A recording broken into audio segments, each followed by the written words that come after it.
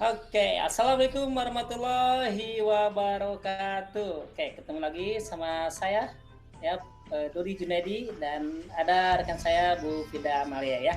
Oke, pada kesempatan ini kami akan membahas pembahasan latihan UE1 PJOK tahun pelajaran 2020-2021 ya, yang mana nanti akan kita akan sharing juga dengan Bu Fida ya untuk membahas soal-soal ini. Insya Allah kita akan membahas dari latihan 1 sampai dengan 40 ya. Oke, kita langsung saja ya. Nomor 1 adalah sikap pergelangan kaki yang benar saat menendang bola menggunakan kaki bagian dalam adalah, di sini ada opsinya, ada 4. A, diputar ke dalam dan keluar. B, diputar ke dalam dan dikunci. C, diputar ke dalam dan dikunci. Dan D, diputar ke atas dan dikunci. Oke, untuk jawabannya adalah C, diputar ke dalam dan dikunci ya. Kenapa? Karena definisi dari sikap saat tendang bola adalah salah satunya kaki diayunkan ke belakang yang kanan, kaki kiri disimpan di belakang bola kurang lebih 30 cm ya. Terus bola ditendang pas ke tengah-tengahnya. Bisa di sini bisa dilihat ya, cara menendang bola dengan kaki bagian dalam dan bagian dalam ya. Oke, next nomor 2 adalah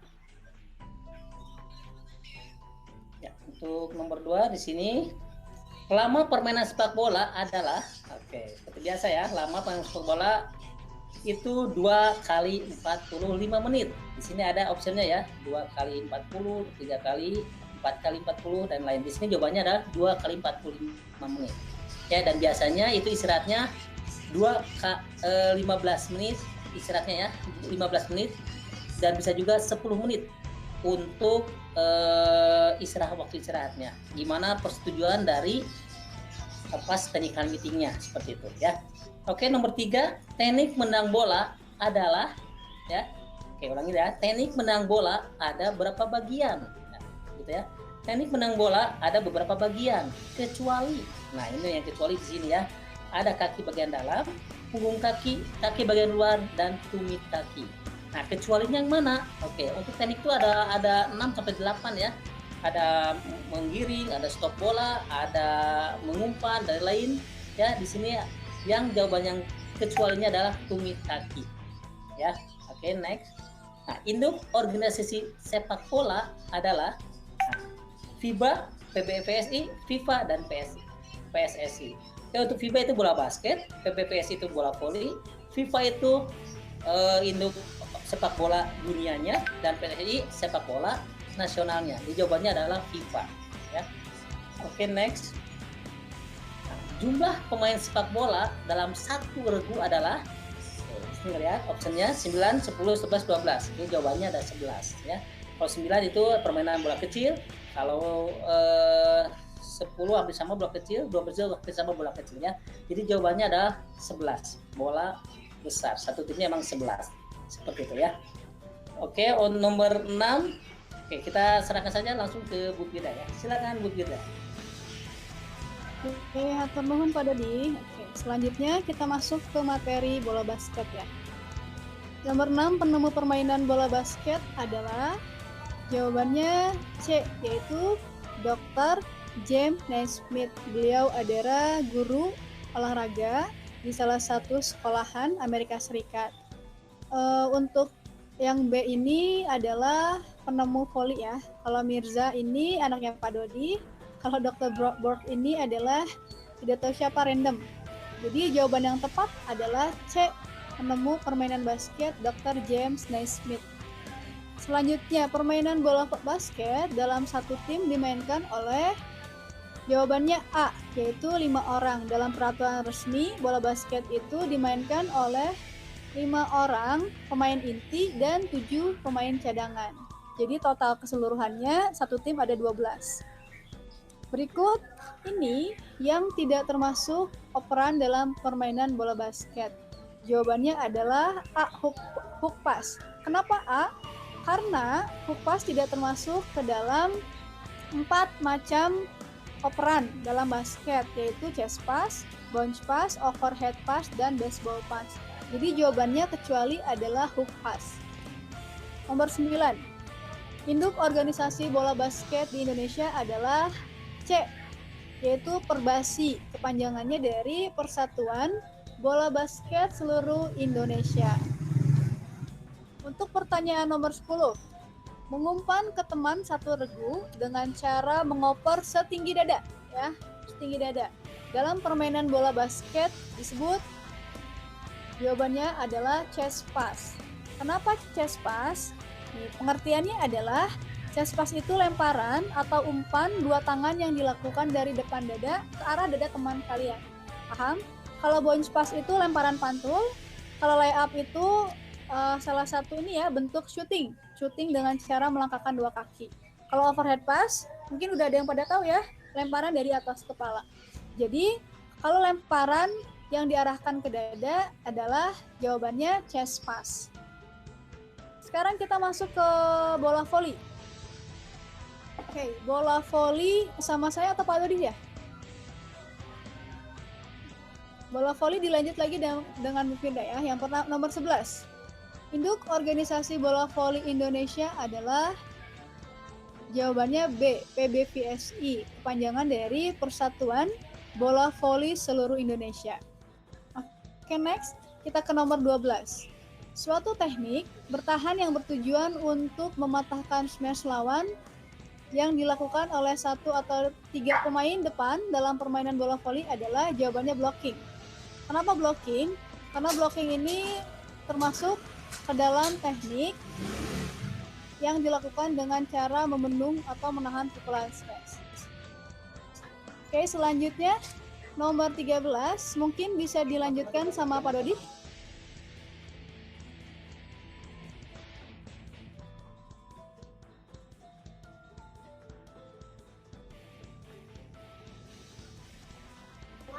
Oke, nomor 13 ya. Kita di sini. Ukuran lapangan bola voli adalah, oke ya.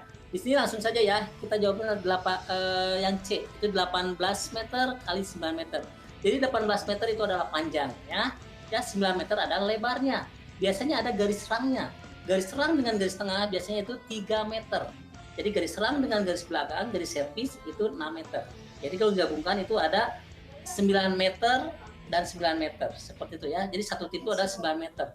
Digabungkan 2 jadi 18 meter. Begitu ya. Oke, nomor 14, sikap kedua lengan yang benar saat melakukan passing bawah dan pada permainan bola voli. Lihat tuh. Ya, langsung aja nih. Diluruskan ya di sini tuh, ditempelkan. Tekniknya seperti yang Bapak pernah ajarkan ya. Boleh seperti ini. Ya, jadi tuh ditempelkan dan diluruskan. Tuh. Ininya agak ditempelkan di bukukan. Tuh, luruskan seperti ini. Biar kenapa? Biar bolanya di sininya bisa diarahkan ke depan atau ke teman kita. Seperti itu ya. Jadi jawabannya adalah yang A, dirapatkan dan diluruskan ya. Oke, nomor 15, pencipta atau penemu permainan bola voli adalah James Naismith ya, Perry O'Brien, Dr. Fadal Miza, William G. Morgan. Oke, jadi jawabannya adalah William G. Morgan. Biasanya suka ada di bola volinya ya. Kalau penemunya biasanya suka ada di bola volinya. William G. Morgan. Sini ya. Oke, next. Oke, induk organisasi atletik di Indonesia adalah, nah, langsung saja ya, PASI ya, Persatuan Atletik Seluruh Indonesia. Kalau PSSI itu sepak bola, Perbasi itu bola basket, PBPSI itu bola voli. Ya, PASI itu atletik. Ya. Oke, 17, teknik dasar lari jarak pendek meliputi, nah di sini ya, kita langsung saja di sini antara B dan C ini ada gambaran mirip-mirip ya. Yang B nih, antara B start, sikap lari dan finish, bisa saja seperti itu ya. Ada C juga awalan, lari dan finish. Jadi B dan C mirip-mirip hampir sama ya. Tapi kita Bapak diinikan yang C. Kenapa ya Bapak mikir yang C? Karena awalan itu hampir sama dengan sikap startnya. Kalau larinya, sikap larinya ya hampir sama sebenarnya. Dan finishnya ya. Mungkin nanti jika ada yang B atau C bisa kami dibutuhkan, bisa seperti itu ya. Oke, next nomor 18. Oke, pelari yang menerima tongkat sambil menolehkan kepala untuk melihat tongkat yang diberikan oleh pelari sebelumnya, merupakan cara menerima tuh, melihat. Yang namanya melihat berarti itu visual. Kalau tidak melihat berarti itu non visual. Seperti itu ya. Jadi gambarnya seperti itu. Kalau melihat visual, kalau tidak melihat berarti non visual. Jadi jawabannya adalah visual. Seperti itu ya, melihat ya. Oke, next 19. Oke. Pelari yang menerima tongkat tanpa melihat. Nah, ya, tanpa melihat tongkat yang akan diberikannya. Tanpa melihat. Berarti apa tadi? Ada dua ya, visual dan non visual. Kalau pelari itu ada dua, visual dan non visual. Kalau nggak melihat berarti non visual. Seperti itu ya gambarannya. Oke, 20. Lari estafet merupakan salah satu nomor dalam cabang atletik yang mempunyai kekhususan, yaitu, nah ini lari estafet ya, merupakan salah satu cabang dari atletik ya. Ini jawabannya adalah A, berlari dengan membawa tongkat estafet. Kalau lari estafet pasti ada yang akan diberikan. Apa itu? Biasanya tongkat estafet ya, kurang lebih 30 cm seperti ini ya.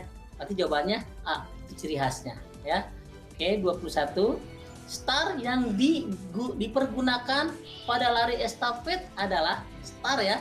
Start. Kalau start awal, kalau estafet kan itu larinya lari cepat, berarti selalu menggunakan start jongkok. Ya, kalau yang cepat.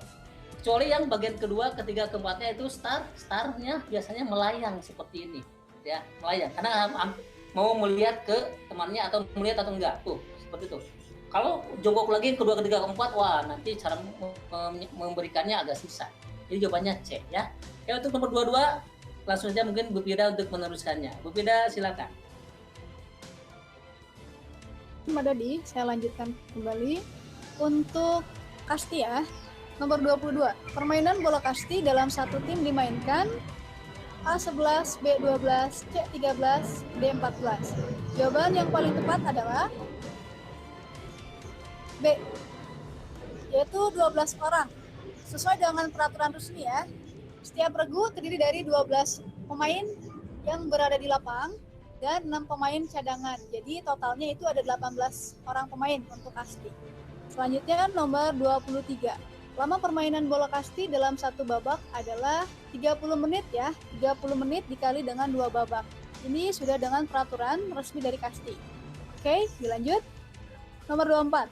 Bola yang dilemparkan pelambung benar, yaitu bola yang dilemparkan meluncur di atas tempat pemukul antara lutut dan bahu pemukul disebut A. Ball, B. Out, C. Base, D. Strike.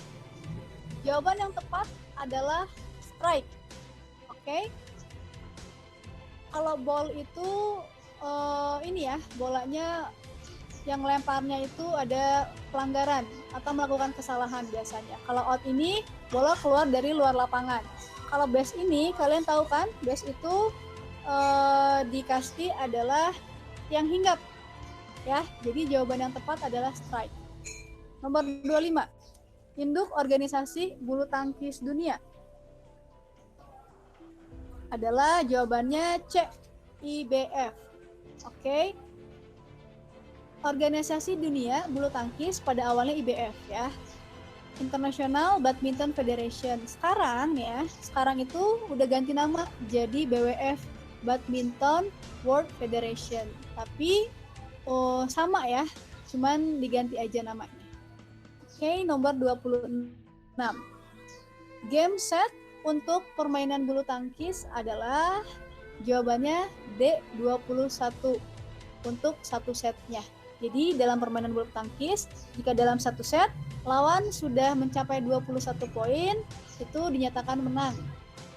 Oke, next. Pukulan dalam permainan bulu tangkis yang mengarah ke dekat net adalah A. Lob, B. Drop shot, C. Spike, D. Drive.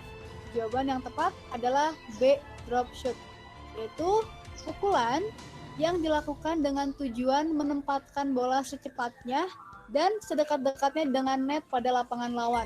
Jawabannya drop shot ya. Ini hampir mirip dengan netting. Pengertiannya hampir mirip. Jadi hati-hati kalian jangan sampai kekecoh. Oke, Nomor 28. Permainan bulu tangkis berasal dari permainan yang bernama Pona dari negara A. Malaysia, B. Indonesia, C. India, D. Inggris. Jawaban yang tepat adalah C. India. Penjelasannya, bulu tangkis berasal dari India yang terkenal dengan Pona. Namun, permainan ini tidak berkembang di India dan para perwira atau tentara Inggris membawanya ke Inggris sehingga terbentuklah permainan yang bernama bulu tangkis. Awal mulanya banget tuh dasarnya dari India, cuma dikembangkan lagi oleh tentara Inggris. Jadi lahirnya itu disebutnya di Inggris. Oke, next. Oke, ini nomor 29. Tinggi net bulu tangkis jika diukur dari garis tengah lapang adalah, jawaban yang tepat adalah 1,52 meter ya. Kalau ini 1,55 meter ini adalah panjang ini tiangnya. Kamu kalau ngukur dari tiang, dari ujung tiang yang pinggir-pinggir itu panjangnya 1,55. Cuman kalau misalnya dari tiang kamu jalan nih ke tengahnya pas tengah-tengah net itu panjangnya itu 1,520 sampai 1,525 meter. Oke. Next, selanjutnya kita akan masuk ke soal kebugaran jasmani. Untuk soal kebugaran jasmani akan dilanjut dengan Pak Dodi. Silakan Pak Dodi, boleh. Oke, terima kasih Bu Firda. Oke, next ya. Oke, untuk kebugaran jasmani ya, nomor 30 ya. Oke, latihan untuk menguatkan otot perut adalah pull up, sit up, push up atau back up. Oke, jawabannya adalah sit up ya. Kalau pull up itu untuk mengangkat badan ya, sit up untuk perut ya, untuk push up itu untuk lengan, otot bicep, dan back up untuk punggung. Betul ya, jawabannya adalah sit up ya. Oke, next, sistem latihan yang tepat untuk melatih kardiovaskular ya, daya tahan otot jantung ya adalah sprint, jogging, warming up, beat test. Oke, yang lebih tepatnya adalah beat test. Kenapa beat test? Karena beat test keseluruhannya itu luar biasa daya tahannya semuanya, daya tahan otot lengan, otot jantung semuanya. Jadi yang pasti adalah beat test. Sprint juga bisa juga masuk dengan jarak tertentu. Jogging mungkin bisa aja dengan jarak tertentu. Warming up juga ya bisa saja. Tapi yang lebih tepat adalah beat test ya. Oke, 32. Kemampuan seseorang untuk melakukan perubahan arah tanpa menghilangkan keseimbangan ya, definisi dari seperti biasa ya, kita udah tahu, udah kami ajarkan, itu adalah definisi dari kelincahan. Karena kecepatan kemampuan otot untuk cepat ya dengan jarak tertentu, ketahanan hampir sama ya, keseimbangan sama ya. Jadi untuk jawaban 32 adalah kelincahan ya. Oke. Berikutnya nomor 33, berikut ini merupakan unsur kebugaran jasmani kecuali. Nah, unsur-unsur kebugaran jasmani ya, ada banyak sekali ya unsur kebugaran jasmani. Ada yang 13 ya, ada yang 8, kita mengajarkan yang 13 ya. Di sini ada keberanian, kecepatan, perencanaan, kekuatan. Oke, jawabannya adalah kecuali ya, keberanian ya. Oke, 33. Oke, 34 ya. Yang tidak termasuk tindakan-tindakan yang harus dilakukan dalam memberikan pertolongan pertama berikut ini adalah ya, yang tidak termasuk ya. Yaitu hentikan pendarahan, cegah infeksi, cegah dan atasi shock, atau pergi ke dokter ya. Jawabannya yang tepat adalah pergi ke dokter. Kenapa pergi ke dokter tidak diperbolehkan dulu? Karena itu dalam keadaan yang sangat-sangat urgent, itu harus kita harus tahu dulu gitu ya, sejauh mana sih orang yang membutuhkan pertolongan itu gitu ya. Kalau udah diatasi dari awal, berarti boleh langsung ke dokter. Oke, untuk nomor 35 sampai 40 akan dilanjutkan oleh Bu Firda. Silakan Bu Firda. Nuhun Pak Dodi. Oke, 5 soal lagi ya. Oke, kita lanjut ya. Unsur zat makanan yang mengandung sumber tenaga adalah, jawabannya yaitu C, karbohidrat, protein, dan lemak. Oke, next. pertumbuhan manusia dipengaruhi oleh faktor-faktor berikut kecuali. Jawabannya adalah tingkah laku. Karena faktor keturunan, makanan, hormon atau gen itu masuk ke dalam faktor yang dapat mempengaruhi pertumbuhan manusia. Jadi, jawabannya adalah tingkah laku kecuali. 37. Oke. Alat yang digunakan untuk membalut luka yang sudah ditutup kasa steril adalah A. Perban, B. Plester, C. Kasa steril, D. Pembalut segitiga. Jawaban yang paling tepat adalah A. Perban. Kalian tahu kan kasa steril itu biasanya kasa yang kecil-kecil dibungkus. Nah itu gunanya adalah untuk nutupin luka sebelum luka itu dibalut lagi sama perban. Biar lebih steril, nggak kotor. Ya, paham? 38. Pembalut yang biasanya digunakan untuk korban yang mengalami kecelakaan seperti patah tulang lengan, luka di kepala, atau cedera pada sendi lutut adalah jawabannya A. Pembalut segitiga. Kalian tahu kan pembalut segitiga mungkin ada yang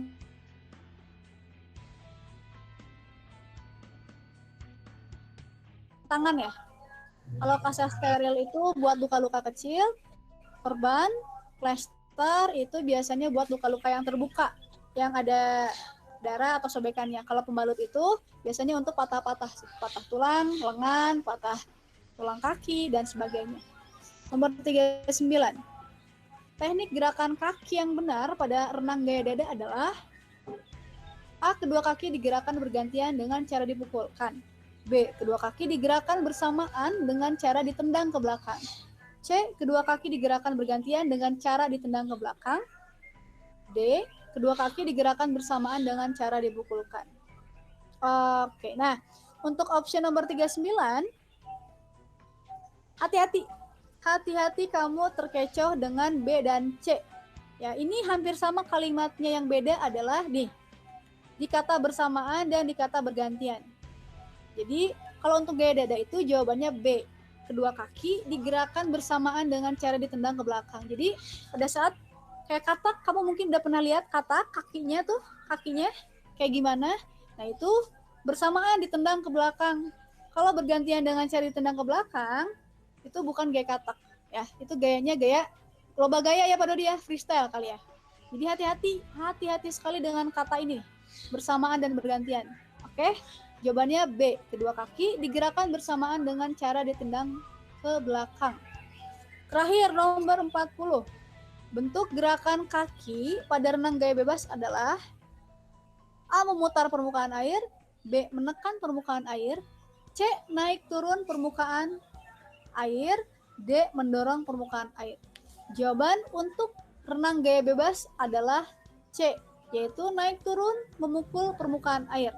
Mungkin kalian udah pernah lihat ya, atau udah pernah lihat di buku, di video, kalau kaki gaya bebas dan gaya dada itu berbeda.